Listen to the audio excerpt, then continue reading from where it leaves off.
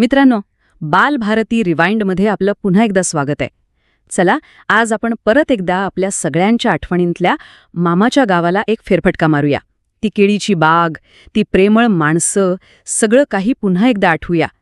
चला तर मग आधी कविताच ऐकूया, अगदी मनापासून.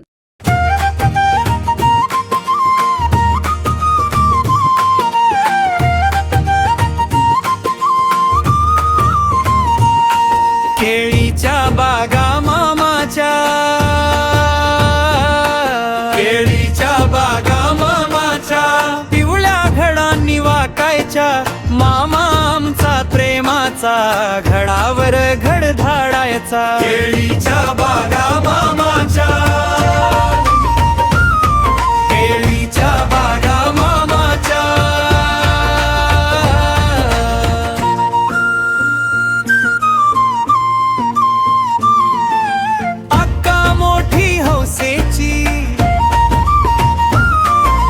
भरपूर केळी सोलायची, आत्या मोठ्या हाताची, तिनेच साखर लोआयची. केळीच्या बागा मामाच्या, केळीच्या बागा मामाच्या.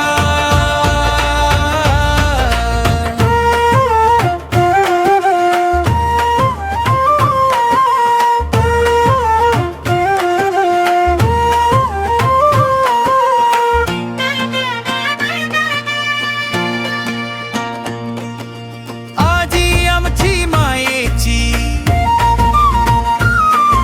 सायच साय ओतायची. ताई निटस कामाची, जपून शिकरण ढवळायची.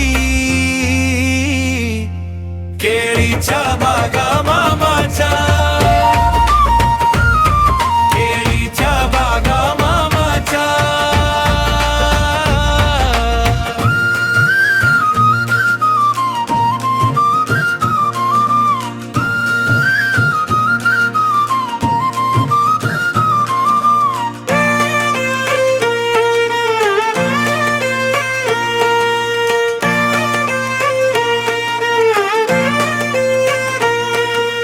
आई आग्रह करायची,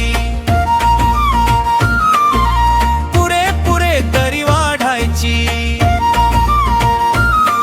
वाटीवर वाटी संपवायची, मामाला ढेकर पोचवायची. केळीच्या बागा मामाच्या, केळीच्या बागा मामाच्या.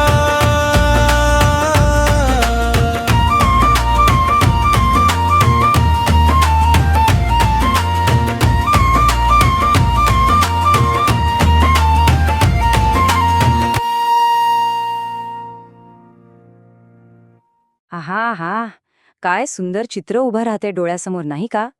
या पहिल्या 2 ओळींमध्येच कवीने मामाच्या गावाची ओळख करून दिली आहे. बघा, हे मामाचं गाव आणि ही केळीची बाग जणू काही सोन्यासारखे पिवळे धम्मक घड लागले आहेत आणि त्यांच्या वजनाने, त्यांच्या भाराने झाडं अगदी नम्रपणे वाकली आहेत. विचार करा, त्या मातीचा तो सुगंध आणि त्या पिकलेल्या केळ्यांचा गोड वास.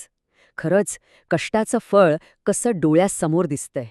आणि आता या बागेतून प्रवेश होतो आपल्या सगळ्यांच्या लाडक्या मामाचा. हे आहेत आपले मामा.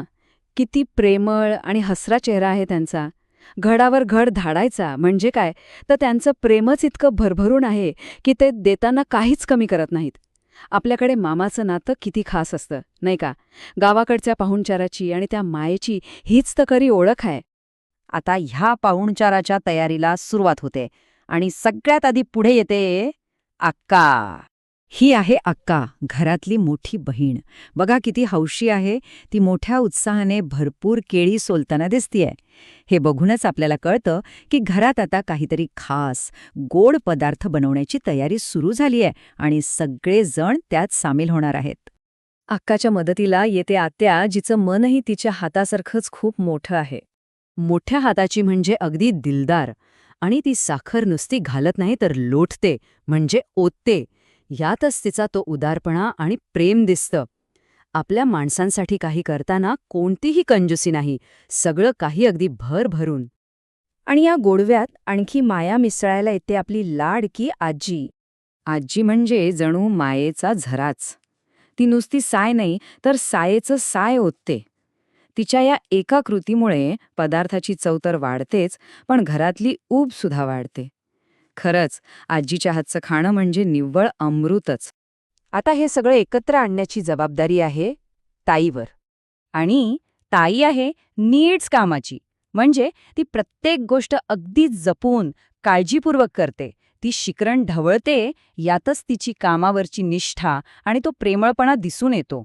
कुटुंबात प्रत्येकाची एक भूमिका असते आणि प्रत्येकजण ती किती प्रेमाने निभावतो हेच यातून दिसतं.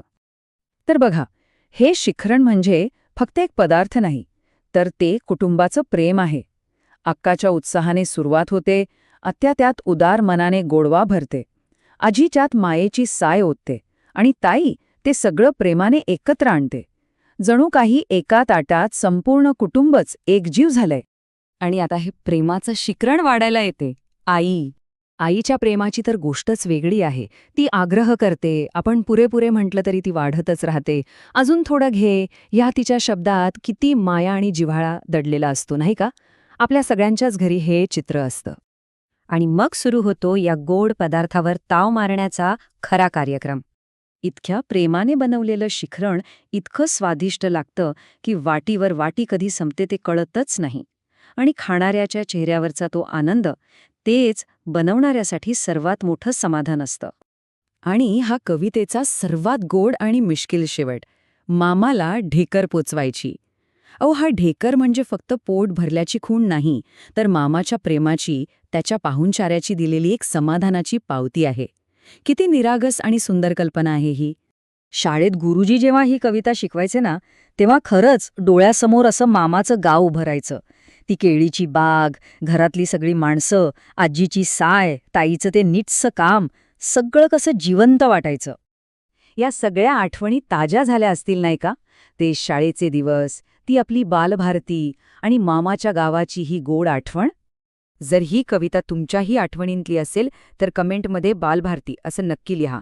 आणि हे सगळं तुमच्या त्या मित्रमैत्रिणींना नक्की पाठवा, ज्यांना शाळेची ती गोड वेळ परत आठवेल. चला, या आठवणींचा ठेवा आपण सगळे मिळून जपूया. आणि हो, बालभारती रिवाइंडला सबस्क्राईब करायला विसरू नका, कारण अशा अनेक आठवणी अजून बाकी आहेत.